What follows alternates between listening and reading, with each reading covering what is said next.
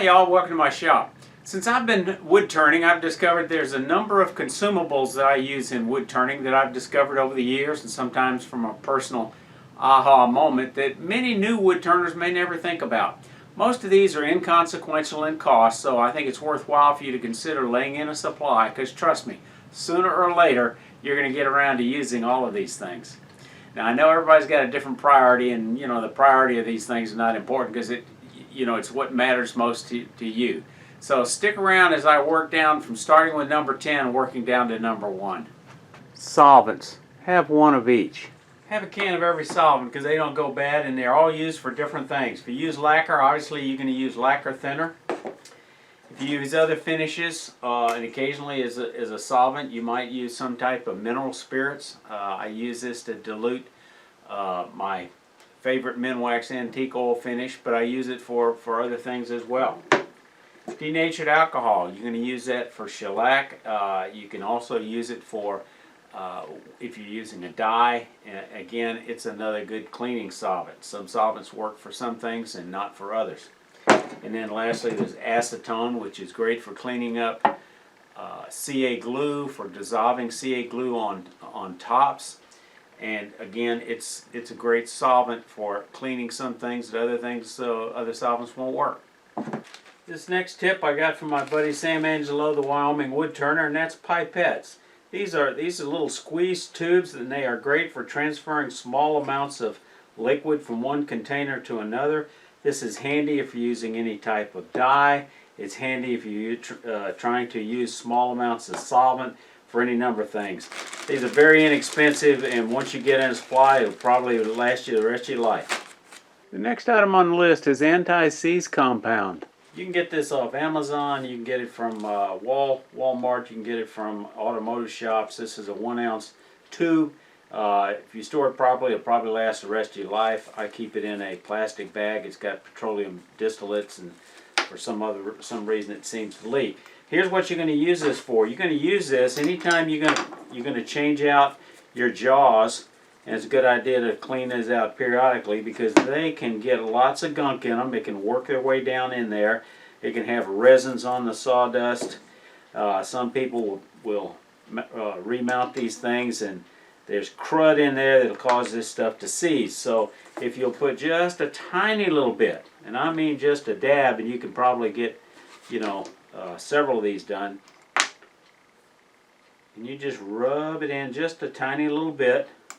Maybe take the and of course you're cleaning all your screws as you do this with a toothbrush, and just put just a bit on it, and that will, trust me, this will save you a lot of grief. Have a toothbrush.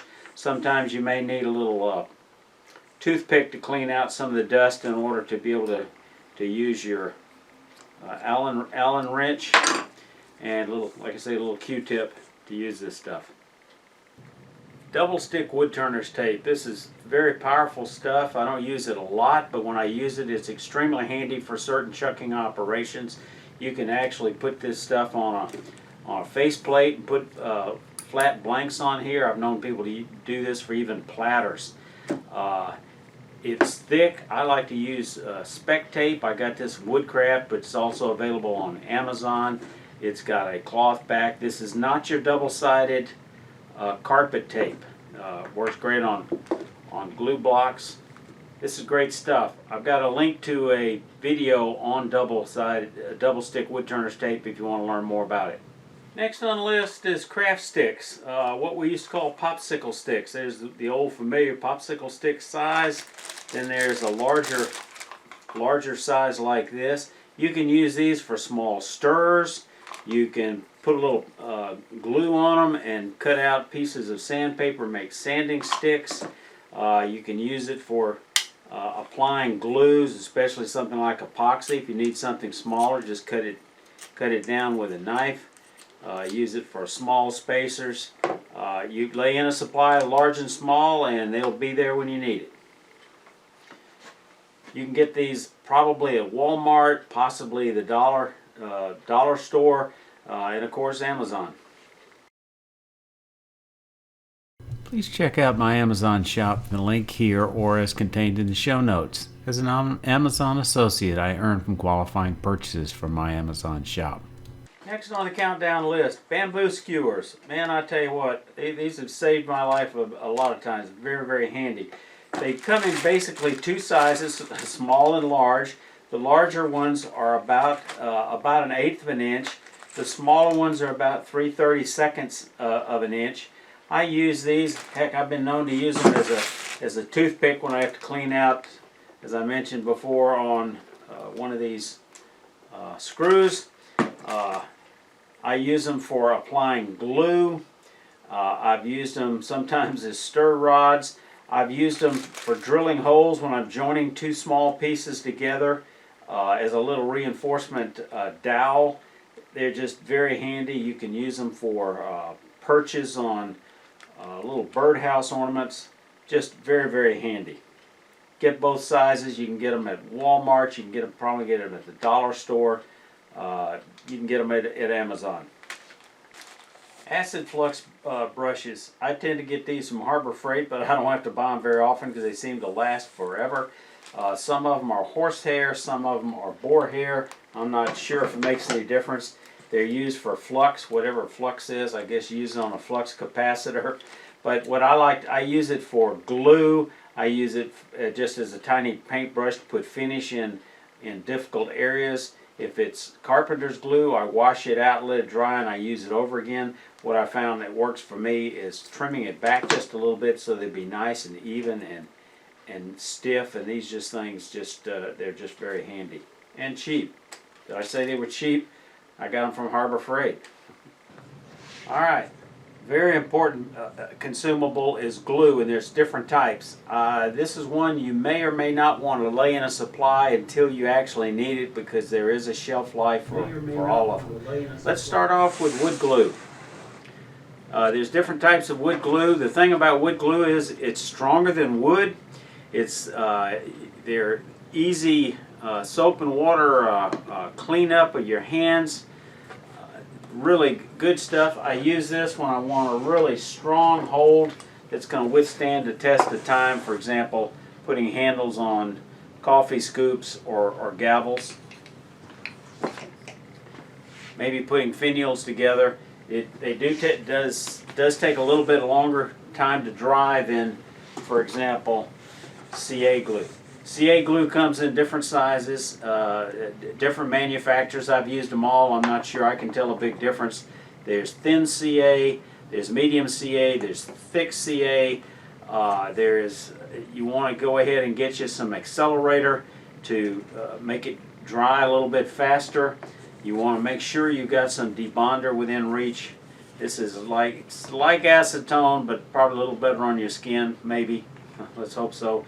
But this, if you ever get stuck to something, the debonder will help get it out. And of course, then the last item is epoxy. I tend to use epoxy sometimes when I'm using glue handles. That's one of the few times I use epoxy, but it's great stuff. It's two-part, A and B. The shelf life is generally pretty good on it. I like to use 5-minute epoxy, but you know, there's also, it has a pretty short setup time, whereas some of the ones that are 2-ton or something, you've got more work time. So you can get this from your nearest big box store as well as Amazon.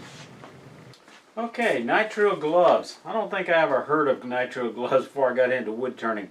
I use the 5 mil. They have a stronger 7 mil, and they've got a little bit thinner 4 mil. Might be a bit cheaper. These have worked fine for me. I tend to get these from Harbor Freight, but you can get them from Amazon. You can get them from the big box stores. I tend to use a pair of these over and over. They generally come in a pack of 100. I have somewhat small hands, so I use a large, and the large fits me snugly, which I like. But if you've got a bigger hand or you want a little looser fit, go for the extra large. Like I say, I reuse these. I take them off. When I peel them off, I turn them in. I push them back the way they came, and just go, and then they're ready to reuse. When they get a hole in them, I throw them away. If I use them with dye, I have to throw them away, because next time I get some dye on it, it starts blending and mixing. So I don't get as much use when I use dye. But great stuff. They're much stronger than latex. They're more resistant to solvents. They're fairly inexpensive, except right now during this COVID, there's a big demand for gloves, so the prices run up. Here's what Harbor Freight has to say on their website. Nitrile glove prices are up and supplies are low because of a worldwide material shortage.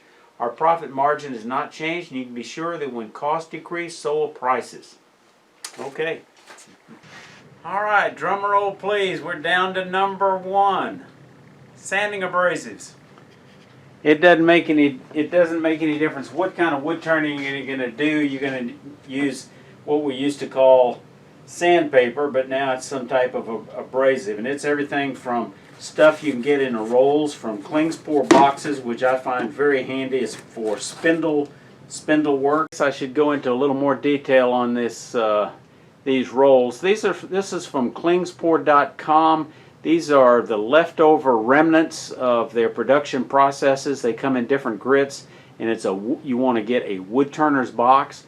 The problem is the grits, sometimes you might not have every grit. They sometimes come in strips that are too small to be practical. If you get a couple of boxes over a lifetime, it'll last you a lifetime, and sometimes they're kind of complementary. If you get 2 boxes at different times, it fills in the gaps. That's Klingspor.com.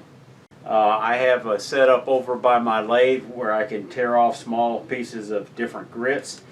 For larger projects, you might use sandpaper that comes in squares. I've still got some of this left over from boxes that I got when I got my mini lathe. Came with my mini lathe 13 years ago, and I still haven't used it up. You can get it from, you've also got, besides the rolls and the squares, sanding discs. This is great when you're going to use primarily for bowls and platters and the like, whether you use an inertial sander or whether you use a power sander like these that I have here on the wall. They're going to use what they call 3-inch discs, but that are a little bit larger than 3 inches. I think they're usually about 3 3/8. For smaller projects, to get inside smaller bowls, you've got, I believe these are about 2 inches. I get my abrasives from Woodturners Wonders. Ken Rizza is in my club, and he's a great guy to deal with. He's also got a real fancy, his version of, I think it's called Abralon, but his is ProNet or Wonder Weave.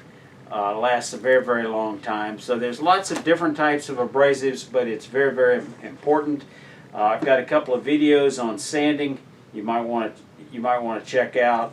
When you use sandpaper, sometimes it helps to use a sanding lubricant to make it last longer. I've got a video on that. At least I'll have it at the end of this video. If you don't want to make your stuff, you can use something like Howard's Feed and Wax. You can pick up at Target or Walmart or Home Depot, I believe. Another abrasive is abrasive paste, such as Yorkshire Grit or my homemade version. Had a video recently where I did a review on abrasive paste, but it is an abrasive. So, abrasives, number 1. I know every wood turner is going to have a different view on their priority on consumables and what they use, because it's a function of what kind of wood turning projects and how you go about it. So it's all good. If you've got a different thought on a consumable that I've missed, please leave it in the comments below. If you're a brand new or fairly new beginner wood turner and a visitor to my channel, first time visitor, I'd appreciate you leaving a comment below. Y'all stay safe. Come on back here.